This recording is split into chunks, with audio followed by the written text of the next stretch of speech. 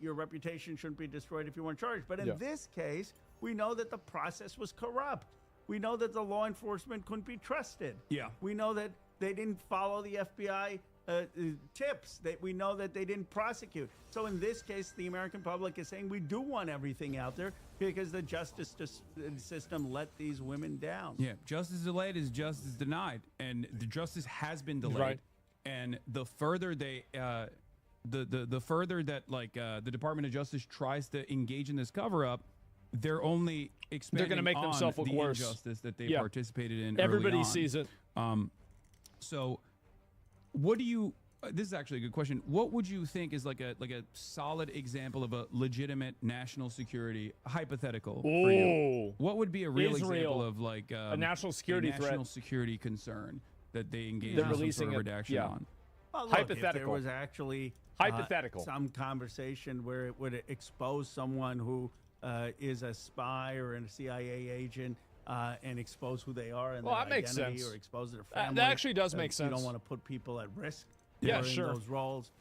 If Epstein happened to know something because he knew a lot of powerful people about our national secrets in terms of our sensitive weapons or sensitive information, you wouldn't want that out there.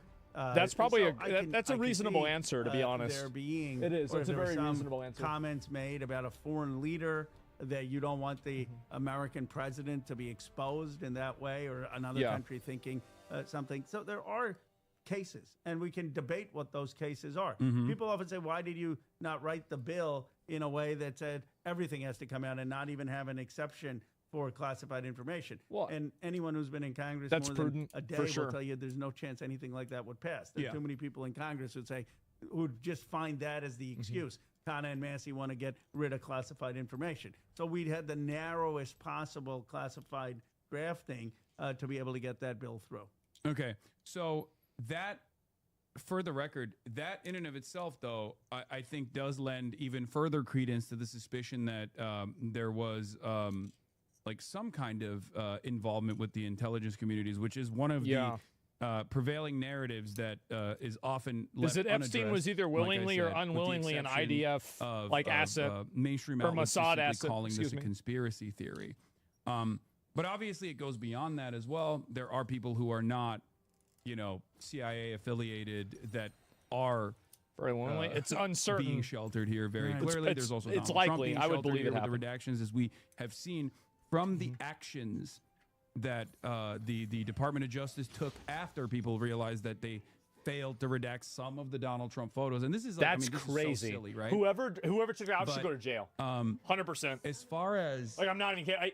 Straight up fucking that's disgusting. Potential involvement of Israel. Are you familiar with the drop site reporting on this stuff? I am. Ryan Graham and Stop bashing my country. I'm well familiar. So you're familiar with the back and forth correspondence that has taken place. Our guys. I mean, even with these files, there was one photo with David Blaine doing. Hold on, let me see if I can pull it up real quick. The guy's name was David Israel. Blaine doing magic tricks in a room with Jeffrey Epstein and also former Prime Minister of Israel Ehud Barak. Former Prime Minister of Israel Ehud Barak had also. Is it David Copperfield? I thought it was David Blaine. It was David Blaine. Anyway, here it is. Magic tricks, performing magic tricks for Jeffrey Epstein. Is this David Copperfield? No. Am I wrong? I don't know. One of the magic guys. Performing magic tricks for Epstein and a few notable names, including Israeli Prime Minister at the time, Ehud Barak. And the question I have, no, that is David Blaine. Okay, you guys are. Copperfield also did it as well. I don't know why everyone is so worried about who the magician is here. I'm not implying that the magician is the important figure in this. Okay. Anyway, even though both were involved in different ways, doesn't matter. Right. So it's things like this. Yeah. It's things like this that people understandably want answers for. Do you feel like omitting this kind of stuff or refusing to talk about this kind of stuff is adding on to the scrutiny that people have for mainstream media? It is, and it should. Yeah, I think it all should come out. And we drafted. That's why the classified exception we drafted was the narrowest possible way that you have to justify it. It can't be excessively used. It can't be used to to cover up what actually took place. And we drafted it with the narrowest way, in a way that could still pass the Congress. Because the reality is, if the bill doesn't pass the Congress, there's no use to it. But that is why what we're saying is that there needs to be people like Massey and me who get to see these documents. Yeah. And then we can have a There has to be somebody outside of the circle. On, is it truly something redacted because it's going to protect the survivors or families or protect certain classified information, or should this be out there? My view is, if you don't have this out there, that's how you, as you pointed out, have conspiracy theories take hold. I mean, if there's nothing to hide, put it out there. Let people make that determination. By the way, the biggest thing that could be out there is the indictment, the 60-page indictment. Yeah. So people know, is that the 2007 was one? there foreign involvement? I mean, that indictment will say that right there. If there was no evidence in that indictment of foreign interest, that would be a big tell that, okay, maybe there wasn't there. If the indictment says, look, here are the 60 counts and here are the things that were happening from overseas, that would be a big issue. That's why we explicitly drafted. Wait, this is the indictment for the second investigation or the first one? This is the 60-page indictment, 60-count indictment that the assistant U.S. attorney in Florida put together in 2007. Yeah. Oh, yeah. This is back in the day. That Acosta ignored and then charges just 2 counts. Those are 60 counts. You don't have 60 counts just of How do you ignore 60 pedophilia. counts of this you behavior? Have 60 counts of money laundering and transactions. We want to see all of that. And that will get to the questions that you've been asking. So that the other side of the story also is Alexander Acosta is out there, you know? Like, he is out there. Is there any demand to maybe pull him in front of Congress? Is that something that you guys can entertain? Because, like, he was the labor secretary at the time. Yeah. He came before the Oversight Committee, but it's just not, I don't think we can believe him. I mean, so because there is the famous secondhand there was some reporting in the media at the time that when he was labor secretary and he resigned because of the Epstein stuff, there was this question where he was like, oh, well, at the time someone led me to believe that he was actually intelligent, someone from higher up, because there was also a subsequent federal investigation that was taking place. And there were a lot of co-conspirators that actually were sheltered from Where's the photo taken at? How's the photo evidence? Seemingly was it's not evidence, but deleting it is sweetheart plea bargain that we've Don't you seen. think? Like, there's no that's crazy. There's no instance where there's this virtual RICO like that's crazy to delete it. Where you find so many people who are criminally liable potentially for financial crimes and potentially for sex crimes as well, trafficking of minors, where all of the other people that were engaging in these acts are not only given blanket protection, blanket immunity, but we don't even know who they are as unindicted co-conspirators at all. Like it's unimaginable, it's unheard of. It's off the books. No, you're absolutely right. I'm seeing some of the questions. It says it's a great thing. You get instantaneous feedback. One, why is there no enforcement mechanism? There is. He's reading the chat. Obstruction of justice. Oh my God! This is one of the big misconceptions out there. Anyone who doesn't who violates a congressional law, by definition, is obstructing justice, where Congress has asked for it for justice purposes and can be face decades in prison for that. So the question is not, is there an enforcement mechanism? It's, are we going to actually have it enforced? And if it's not going to be enforced by this administration, it needs to be enforced by the next one. The second point is that Acosta should be prosecuted if there's clear evidence of perjury. I mean, you can't come in and lie to Congress. Well, now he has now he has a cushy job at Newsmax, because I've been following his career. It's very interesting, going from Florida prosecutor, upstart, to like labor secretary under Donald Trump, to then resigning in disgrace, or at least like trying to quietly exit the Trump administration when the Epstein stuff was coming back to the forefront, only to now sit on the board, I believe, of Newsmax. That's what he's doing. That's convenient for him. There's got to be an accountability of what did he know. It's very but the convenient. reason it's so hard to prosecute all these individuals and hold them accountable is we don't have the files. So there's got to be the evidence of what came out, and then we can say, okay, now we know that someone was lying or not lying. Absolutely. So there is also, the question of Kash Patel. Didn't Patel say that there were no other individuals that could be charged in front of Congress? He did say that. There is also. How does he know that? I mean, the survivors don't believe that. Do they think that all 1,200 survivors were raped and abused by Epstein? Of course not. There were other people involved. And they themselves, according to Thomas Massey, and that's perjury to the lawyers because he can't lie there. Survivors say that there is at least 20 to 25 people that were that are supposed to be in the first tranche of data that came out, that was supposed to come out yesterday, were supposed to be outed. That was the whole point of the release, and not a single person. We don't have any single information about someone who was engaged in the abuse or cover up of the abuse beyond Maxwell and Epstein, and that's why this thing is a farce, and that's why Massey and I are upping the ante, saying we will use all our powers. That's whether right. It's inherent contempt, Old Testament, whether it is impeachment, yes, whether everything. It's referral for prosecution. See, this is what I've wanted. The reality is, should do this with everything. Massey and I have been effective on this issue because we have cracked the MAGA coalition, because it's bipartisan, because we're taking on a corrupt system. The only person who cracked it was Trump. This is a corrupt system that has led to billionaires accumulating value. We need to have a billionaire tax in this country, a wealth tax. It's led to overseas wars. We shouldn't be bombing people, innocent people on boats in the Caribbean. There needs to be an AI tax. This kind That's of what needs corrupt to system happen. to the Iraq War, which was wrong. It led to us in 20 years in Afghanistan. It led to only 20? The overthrow of Libya, which was a Gaddafi foreign policy blunder. It led to supporting of Netanyahu and the genocide which the Israeli government committed in Gaza, and a blank check. And I was one of the few politicians who stood up and said no to the $14 billion, and who has gotten on Delia Ramirez's bill to say block military sales to Netanyahu's government, and who's gotten on Rashida Tlaib's resolution. He's so happy. To say that so what the happy. Israeli government did was a genocide. But the point of all of this is, if we are not going to have politicians willing he's right. to tell the truth when it comes to things like Epstein, how do you expect them to tell the truth about issues of foreign policy? How do you expect them to tell the truth about issues of economic policy? It's the currency of modern politics should be courage and truth-telling, not just charisma and memes. Are you going to stand for principle in this country? I like this guy. This guy's he's really cooking. This is big. Media landscape and the people's attitude has changed quite dramatically since the first time we had a conversation at the DNC. If you recall, you were one of the congresspersons leading the charge against Israel.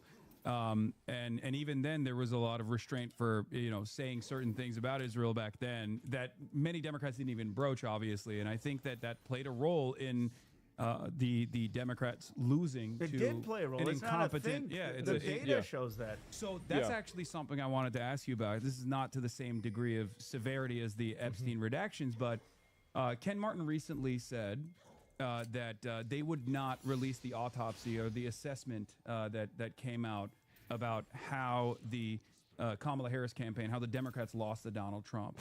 How do you feel about that? Well, they should obviously release it. I mean, it's just kind of arrogance to not release it. But you know why you lost. I'm not crying She's the river retarded because that autopsy was done by consultants, and I'm not sure that I need to listen to DC consultants about what we did wrong. If they knew what you do, that said, it just kind of speaks you would have won. To the sense of lack of accountability. Like we need to understand that the American people are upset at the entire system. They're upset at both parties. They want a new generation of leadership. He's right. They are sick of speeches that go like this. I want to renew the American dream. I want us all to have an equal opportunity. I want us all to have a great life. And you said nothing. People want brass tacks. How about specifics? Do you stand for Medicare for all? Yep, you stand for taxing billionaires and a wealth tax? You stand for cutting the bloated defense budget? Yep. You stand for not giving Netanyahu a blank check of military sales? Are you willing to say what happened was a genocide? Are you willing to stop Wall Street from buying up single-family homes? Yes! Are you willing to hold people accountable who've committed crimes with violating the Epstein Transparency Act? That's what matters, especially that one. If you're just going to give platitudes, it doesn't matter how many consultants you get. Yeah, you say how many? bullshit. We need to use the word affordability. We need to use the word higher prices. That's not what lower prices. That's not what wins. Thank you. So this is actually something that I've been very critical about as well. He's I think cooking, a lot of people on the Democratic Party side as well are either deliberately obfuscating Zohran Mamdani's victory in New York against all odds, against the Democratic establishment as well as the media, who were very critical of him. Who's discrediting it? Or the people on the Democratic Party side who said, "Oh, this is just affordability" as a buzzword, right?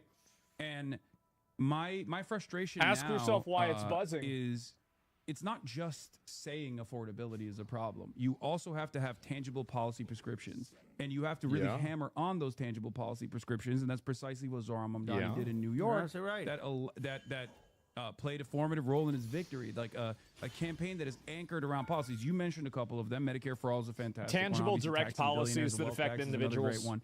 I'm totally on board with those issues.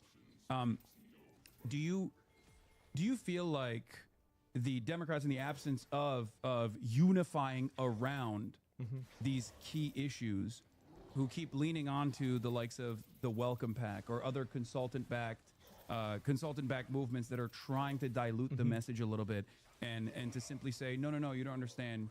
The people actually want marginal improvements, and here is the polling that suggests that this marginal improvement is actually much more successful. Do you feel as though that is playing a role in why the Democratic Party as a whole is still incredibly unpopular in the face of Trump's incompetence? It's the weird social issues. Yes, look. That's what I think it is. It's weird social issues. We're not going to have kumbaya unity. I think they win on economic issues. The lowest common denominator. I mean, you can't say I'm for affordability and then go to the billionaires and say, give me some money and I'm not going to raise your taxes. I mean, you have to stand for things. And when you stand for things, you're going to upset people. You're going to upset people if they have to pay higher taxes if they're billionaires. They may still support you, but you got to be honest with them like FDR was. You're going to upset private insurance companies if you're for Medicare for All. You're going to upset the defense industrial base if you're saying we're going to cut the defense budget. You're going to upset pharmaceuticals if you're taking away their Americans cookies. shouldn't be a higher price than other countries, and if not, we'll take away your patents. You have to be willing to challenge economic power. And the Democrats kind of don't want to do that. So what are we going to have? They've been totally taken over. 2026 and 2028. Yeah. And the fight is going to be, are we just going to be a party that says Trump is bad and he's terrible? Yeah. Are we just going to be the party that says we're It's going a to shitty stop message. ICE agents from ripping away kids from their families and deporting innocent people? I'm a big fan of that. Stop the I like irrational that. tariffs that in some cases have increased food prices, and we're going to stop the assault on the Department of Education and USAID and the hollowing out of NIH and the attacks on universities. All of that is needed, but I don't think it's enough. I don't want to just be the anti-Trump party and return to how things were. Yeah. I want to be the party that says that ordinary Americans have been The Republican Party was the because we've gotten anti-Obama into party. wars It was so overseas cringe. that have not helped them, but have helped the defense Back in the early industrial base, 2010s. that we have seen them suffer with medical debt at the expense where private insurance has profited, and that we are going to have a bold progressive agenda. Billionaire taxes, Medicare for all, $10 a day child care, stop Wall Street and private equity from buying up single-family homes, 1,000 new trade schools, free public college, stop giving a blank check to Israel, and Netanyahu start investing in home in our communities. If you run on this, you'll win. For America to build up good-paying jobs here, and by the way, stand with workers over AI. Don't have just AI eliminate all jobs. I don't agree with that. With truck drivers and warehouse workers and I think you should focus on UBI. And that we have AI technology not be stopped, but be developed in a way that helps workers. We need a vision in this country. And that is what I think that the fight has to be in 2026 and 2028. The Epstein issue for me is just a proof point of character. Yeah. Call out the Epstein class so you can have the trust to call out a corrupt system that hasn't been working for ordinary Americans. It's a litmus test in the same way that, like, I think Israel was a litmus test. I often would tell people that would accuse me of being so single-minded on this issue that not only was it morally repugnant, and of course I was going to stand against genocide, but that this lack of movement around Israel or the complete defense of Israel's genocide was actually a litmus test for a lot of people that caused them to check out of politics in general and refuse to vote because they're disgusted and mad. And Epstein will be the same thing. It'll demotivate them. Famously said at the time, a party that doesn't want to save lives against the genocide, what makes you think they will preserve democracy? And that was the assessment that a lot of people made, even if they didn't specifically say that. But they were just like, these guys don't stand for me. They don't care about my interests at all. And I think that's where we're at. Should not drive back to Israel? Democrats' refusal to recognize this reckoning, this populist reckoning that's coming from the bottom up is the reason why they're still sitting at like a tremendous negative disapproval rating. Like it's a negative 50 rating, to 60 when they are supposed to not so good. When they're not when they're so supposed good to at be all. very popular because they're supposed to be the opposition to Donald Trump. Right. So it's not enough. And so I'm glad that you're calling this stuff out, and I really appreciate that you've noticed the tide shift that has moved away from the establishment Democrats and the way that they are trying to present themselves. You've called out Chuck Schumer quite a bit. Well, I was the first Democrat to call on him to step down. Yeah. And then people said, bro, your career's over. You can't get any bill through the Senate. And then 1 week later, there's Chuck Schumer reading Ro Khanna's bill, the Epstein Transparency Act, acting for unanimous consent. You know what progressives need to learn? That when you're strong, stop being a people bitch. will bend to you. Exactly. When you're strong in your convictions, then people will come to you. That's what Trump the does. one thing, actually, Donald Trump, as terrible as he is, understands that if you are strong, then people will come to you. What we are is so weak. We say, we can't criticize Chuck Schumer because Chuck Schumer then will not move my bill. I just showed you. You can call for Chuck Schumer to step down, and he still went, and he introduced my bill with unanimous consent because I had the people on my side. Yeah. We have so many politicians who are more concerned about building friendships with Chuck Schumer than building friendships with our base. If we have the base, if we have the American people, have the voters, that's all that matters. Policies, the politicians will follow. Yep. I don't court the politicians, I court the people. And that's the fundamental difference in who we will have leading this party in 26 and 28. Are you going to be with the people, or is your constituency the people in Washington, D.C.? So, question for you. In all of this calculation that's taking place right now, because there is definitely this this attitude shift. I've noticed it as well. You have the likes of Graham Plattner, in spite of their, inconsistencies from their past with all this opposition research coming out. It seems like the Democratic base of support that previously would move on the whims of MSNBC, now known as MS Now, and establishment Democrats are actually demanding more radical politics and do actually see that as the pathway towards electability. In the past, mainstream outlets for a lot of the that's the same as the mass deportations voters on the Democratic primaries that are those who go out and vote, the older Democrats, they would be moved by the editorial board of the New York Times when the New York Times said electability is actually about about moderacy. Electability is about moderate Democrats. You have to vote for moderate Democrats. They would believe people, but I think the sequence of electoral defeats, Trump proved that being moderate isn't required. Who previously I think that Mitt Romney also showed that being moderate wasn't good. Success in demanding more from Democrats and are totally on board with much more quote unquote radical politics like Medicare for all, which is not radical at all, obviously. And so now you're seeing the messaging shift a little bit on the Democrat side. What do you have to say about people that will come out and be like, "Oh, I'm not taking any AIPAC donations now"? It's great. It is a market sea change. Yeah, right? It's not enough. Unheard of 5 years ago. People used to criticize Bernie Sanders for saying he's not going to speak at AIPAC. They would say, they would have the audacity to even say because he's a traitor. Speak at an AIPAC is summit. spending against me in my district, calling me a liar right now because I co-sponsored Rashida Tlaib's bill recognizing what the UN recognized, that the Israeli government has committed a genocide. No, I bet they don't like in that. Palestine. But look, I'm glad that politicians are saying that. I don't take any PAC money. I don't take any lobbyist money. But here's the point. That's not enough. First of all, because money can go through different organizations and different people. They may people not always find a way to do it. Through AIPAC's website, but those same donors can then call some other new entity. Or subsidiaries. The MFI is another one, Democratic majority for Israel. And also the same exact American donor base can still go and give these guys money, as you said. But so my point is, where do you stand on a policy? Right, I said to someone that I think that one thing that the Democratic primary will want in the future leaders of the party is just the ability to say that what happened in Gaza was a genocide by the UN. I think this is a vocabulary argument. I said, of course, when you ask someone what do they care about, to me, that's not like a huge thing. Healthcare. I want to make sure I have a job. I want to even if you don't define it as a genocide, it's very clearly bad. Have housing. I want to make sure people have a living wage. But people don't vote just on who's going to increase minimum wage or who's going to help their grocery bills. They also vote for a sense of character, of values, of who they want to be as a people. Yeah. That's why a lot of people didn't vote for Trump. Issue of Gaza goes to who we are. Are we going to deny things that we all saw with our own eyes? Are we going to lie to ourselves about who we are as a people? Or are we going to aspire to be a people that treats everyone with dignity and human rights? And yes, of course, what I care about is a job and housing and living wage. But if you don't speak to people's values, if you don't speak to their sense of morality, you'll never get them knocking on doors and giving years of their lives. He's right about that. The emotional appeals do get people more invested.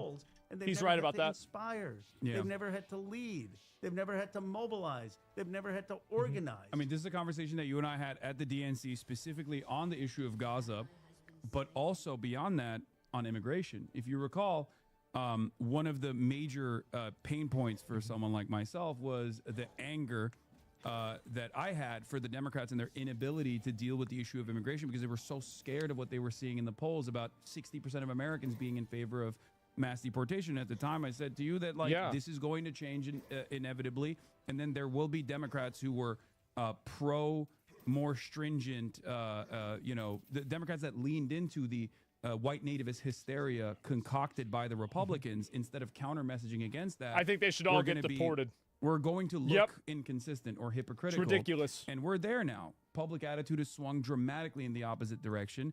79% of Americans favor immigration. It's the highest. It's totally dishonest, by the way. Rating that immigration has gotten in the history of the United States. Talk about illegal aliens versus immigrants. It took a year of black bagging and kidnapping and mass deportation initiatives that were implemented. Nice try. So the question I have both for immigration. He's right about this, but he's misrepresenting it. Now, what do you think is going to be the broader Democratic Party sentiment at the national level against immigration now? Do you think that it's still going to demand some kind of middle of the ground approach where they're like, some of these guys are actually rapist monsters and we do have to deport them, implying that Joe Biden's administration wasn't doing that, which is a lie. Of course they were. If someone is doing a crime, immigrant, non-immigrant, they're going to get prosecuted. Well, then how are they arrested so many times and they're still here? As though Democrats will be more bold and, I don't know. Question the legitimacy of the vitriolic, it's a systematic problem, white nativist, anti-immigrant sentiment that was fomented in this country. Look, I'm the son of immigrants. My parents came here from India. When I still go on a plane, even when I'm going in a congressional delegation, my mom says, please don't lose your passport. I say, Mom, I got like the military with me. There's such a fear that immigrants have of loss. And I saw how they adjusted in Bucks County, Pennsylvania. And we had a very welcoming community. But the sense of having an accent, the sense of when you go in a restaurant and they would always order and say, no, we don't want the ice. And I said, Mom, they serve ice in these restaurants. I mean, you got to just get used to the ice. And I understand what it's like to be an immigrant. And here's what I know. Immigrants make this country better. Immigrants contribute. Immigrants are patriots. Not the illegal aliens. Immigrants start small businesses. My mom would tell me, learn every single word in the English language, because that's what's going to make you a patriot. Contribute to this country. So if you come here, learn English. Remember what my tweet was? About this country, to contribute to this country, and I am tired. And they work hard. They work hard. That's a smart mom. To be a part of this country. Part of this. Our party, my man, starting with immigrants is the problem. Yeah. As opposed to what immigrants do. If I were in charge when they were talking about eating the dogs and cats, you know what I would have done? It was retarded. I would have said our candidates should go to Springfield, Ohio, and they should stand with those Haitian immigrants. And they should start to talk about what those Haitian immigrants are actually doing. Humanizing the migrant population against like all the racialized animus. Instead, every trip we took was to the border. I'm not saying the Haitians shouldn't be here, but they weren't eating cats and dogs. Don't talk about that. Why are you always leading with that? Lead with what the community is doing. Now, it was stupid for him to have said that. You got to be with a place of conviction. I got crushed a couple months after the election. I went on Bill Maher's show. I said I voted against the Lake and Riley Act. And I said that because even if someone has committed a criminal act in this country, we have due process. We don't just take someone and deport them. I disagree. And that's why I voted against Lake and Raleigh. Nope. And the audience should be sent out. Clearly, I lost that debate. I lost the. I mean, if you look at the clips, because it's ridiculous. Where are they at now? My team was like, "What? You know, you got crushed." Where are those liberals at now on this? But you know what? I stuck the my same gun. place. And now the vote looks like it was the right vote. Now everyone's come around. And you know what? The people who voted for Lake and Raleigh, they just hope everyone forgets. Yes. And most of the country will forget, but progressives don't forget. What do I mean by a progressive? A progressive is simply someone who looks at this person's record, who looks beyond the rhetoric. Due process in Why our country. was Bernie Sanders so popular? Because he had voted for the same thing for 30, consistent for 50 40 years. years. People do their homework. It's true. Because they don't want just someone who's going to say the right thing in the right moment. He's with the right about trend this. lines, who sees the wave of Bernie or Mamdani and says, how do I catch this wave? They want people who actually, when they get there, are going to fight. Because even if you win, the fight then just begins against the special interests are going to come after you. And if you don't have the record to stand up on shows like Bill Maher, how are you going to have the record when you get to the Congress or the Senate or the White House? We need people who have conviction in our politics. And Bernie switched on immigration. Bernie used to be against open immigration too. Graham Plattner in Maine, he used to say that illegal aliens were added into the country to displace American workers. He was right then. Kat Abdul-Ghazala. He was completely right. In Chicago, so many. I mispronounced her name. Everybody knows it. We've endorsed dozens across the country. These bold, young progressives. Yeah, no, absolutely. And I think that that's where the momentum is. And it's very clear that like the establishment Democrats are trying to lean into that momentum, not fully understanding exactly why there's so much momentum or so much grassroots backing for a lot of these candidates, and simply trying to lean into that with aesthetic postures instead of demanding more, instead of openly calling out what Israel has done as genocide, openly saying that Israel is an apartheid state, and demanding change or reconsidering the way that we have aligned with Israel in perpetuity. They just simply say, oh, I'm not taking any AIPAC money. And that's wishy-washy and it's marginal. It's still good that it's like moving the needle in the appropriate direction, but it's too little too late. And I think that like you've said over and over again, Democrats need to stop being afraid of leading. Listen, we have a state. We have start watching them include legal and illegal together. I agree with that. Right just too early. I think it's dishonest. And, you get punished for it endlessly. Whether it be my opinions on Israel, whether it be my opinions on how the Democrats mishandled immigration, and the conversation around the immigration. This is something that I was very critical on the Biden administration on from April 2021 when they first noticed that a lot of people were getting agitated and they thought, oh, if we just don't address this at all, if we don't do anything. That Joe Biden ran on in 2020 and defeated Donald Trump on. The first 100 days of immigration was this comprehensive agenda leaning into amnesty and things of that nature. But they saw an overwhelming amount of people come to the border, as usually the case whenever there is a non-Republican in charge. They didn't know how to handle it. And this issue got completely out of control. At the time, I said they should have prosecuted Governor Greg Abbott for trafficking human beings across state lines in a deliberate effort to gum up the works. The already established the immigration processing was made even more difficult deliberately without even corresponding with the other states and officials from other states in an attempt to exhaust their funds and exhaust their resources. And it was very successful. The very fact that Ron DeSantis and Greg Abbott were able to do this without any scrutiny whatsoever is incredible, is insane to me. What I miss. That Democrats should have punished them. And then they should have reappropriated funds adequately to ensure that, one, this doesn't happen again, and two, the immigrants that were already being processed now in places like New York, Rhode Island, and many other places actually had the localities there actually had the proper funds to make sure that they were integrated expeditiously and could work. And not be this like exhaustive he blamed Abbott for illegal immigrants. Strain on the he said the limited N-word? Resources that they had. Finally. Very frustrating to see this all the time, but one last question I have for you, because we've already saying Greg Abbott was in the wrong, was in illegals across state lines. Fun. Yeah. I don't know how you do this. Hours straight. I do it for every day. 10 hours, 8 hours. 10 hours. He does not stream for 10 hours. I'm a very stubborn person. I've been watching some of the comments, and you got a very educated and informed community, and they're the ones. Probably some of my viewers that are in this chat are the ones who are finally. It's probably what it is. I mean, we're going to change things. They're nerds. That's why it's a Saturday afternoon, and they're sitting in here listening to me talk to a congressperson. They're not.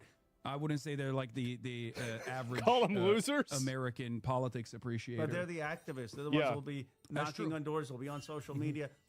Look, we have a historic chance finally to build a progressive movement in this country.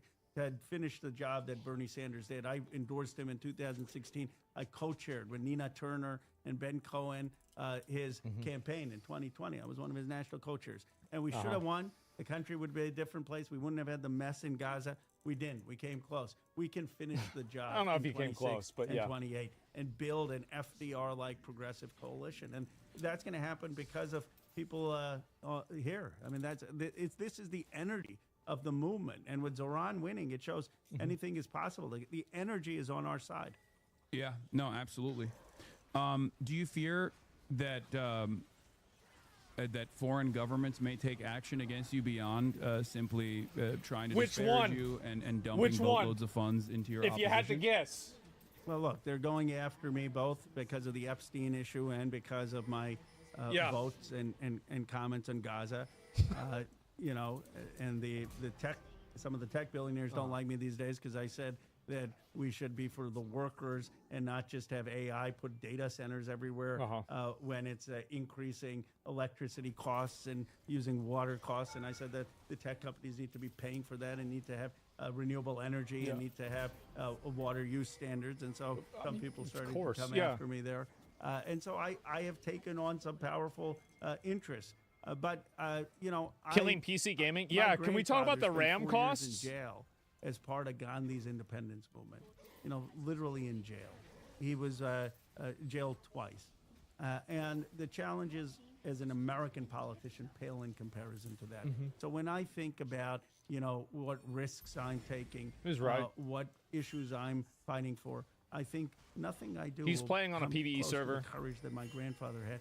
And by that, I don't just mean my grandfather. I mean all of the people who have sacrificed for. We're on a PvE nation. server. Whether We're lucky. People who fought in World War II and scaled the cliffs of Normandy. Whether they were people who were beaten in the Edmund Pettus Bridge. Whether they were part of decolonizing movements around the world. We have a chance to do a beautiful thing in America, to build a truly multiracial democracy of equality and dignity of every human being, to move beyond the colonizer's model of the world, to have a world that recognizes the dignity. I think we should have borders, personally. Every person. Yeah, I think we should have borders. I think we need borders. To be in the United States of America, to have that chance. Yeah, I always say, look, while white supremacy is definitely a resilient galvanizing factor for many Americans, Americans are much more open-minded about diversity than even our European counterparts are. Yeah, we're better than that Europe. Is precisely the reason why, spite of Donald Trump's popularity, in spite of how much he hammered on, undocumented migrants doing all these crimes and whatnot, which is, pure manufactured hysteria, manufactured outrage, that Americans, by and large, are very inconsistent in the way that they see the world, and there's a sea of contradictions there for the average American politics understander, the median voter, and that's precisely the reason why they